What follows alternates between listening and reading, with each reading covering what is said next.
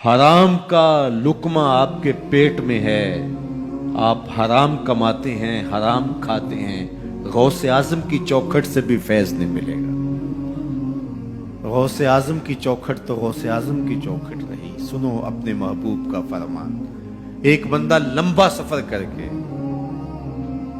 مصیبتیں صعوبتیں راستے کی کاٹ کے حرم کے صحن میں جا کھڑا ہوتا ہے، بال بکھرے ہوئے ہیں، لباس پھٹا ہوا ہے، حالت پرا گندہ ہے، یمد یدیہ، دونوں ہاتھ لمبے کر کر کے دعائیں مانگتا ہے۔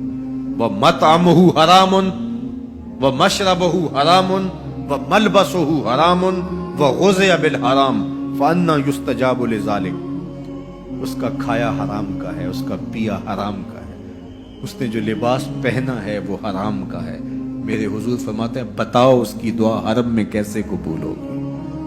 کعبے میں پہنچ گیا، غلاف سے لپٹ کے دعائیں مانگ رہے ہیں، یمد یدیہ، ہاتھ لمبے لمبے کر کے دعائیں مانگ رہے ہیں، بال بکھرے ہیں، فقیرانہ حالت بنی ہے، آنکھوں میں آنسو ہیں، لیکن کھانا حرام کا ہے، پینا حرام کا ہے، لوگوں کے پیسے ہڑپ کر کے عمرہ کرنے آیا ہے، لوگوں سے زیادتی کر کے، غریبوں کا مال سمیٹ کر کے، خون نچوڑ کر کے یہ حج کرنے آیا ہے۔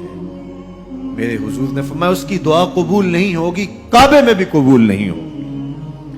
تو یہ بنیادی شرط ہے، جب بھی رزق ناپاک ہوتا ہے تو باطن اجڑ جاتا ہے۔ اس لیے ہمیشہ اپنے رزق کی پاکیزگی کا پورا لحاظ رکھیں۔ ہمارے صوفیاء نے اس بات کا بہت التزام کیا کہ ان کے پیٹ میں کوئی مشکوک لقمہ بھی جانے نہ پائے۔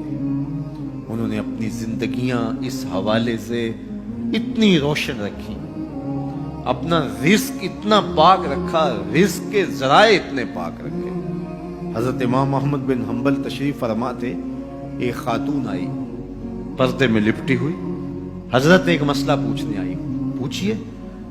فرمایا کہ میں سود کاٹتی ہوں اور بازار میں بیچ کے اپنی ضروریات کو پورا کرتی ہوں۔ جب چاندنی راتیں ہوتی ہیں یا کبھی بادشاہ کی سواری گزرتی ہے تو ماحول میں روشنی ہو جاتی ہے تو رات کو بھی کاٹ لیتی ہوں، لیکن جو رات کو کاتا ہوا سود ہے اور دن کے اجالے میں کاتا ہوا سود ہے، ان دونوں کی کوالٹی میں تھوڑا سا فرق ہوتا ہے۔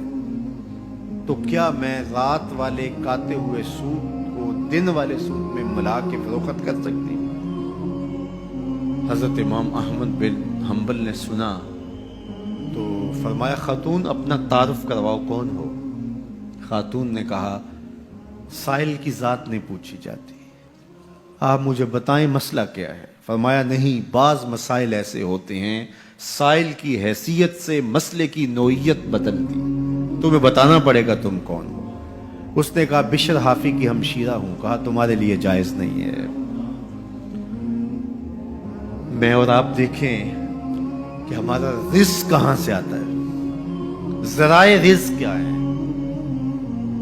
حرام رزق تو نہیں کماتے، مشکوک رزق تو نہیں ہے، جھوٹ بول کے، جھوٹی قسمیں کھا کر کے سودا تو نہیں بیچتے، حلال حرام کی تمیز کیے بغیر مال جمع کرنے کے چکر میں تو نہیں لگے ہوئے۔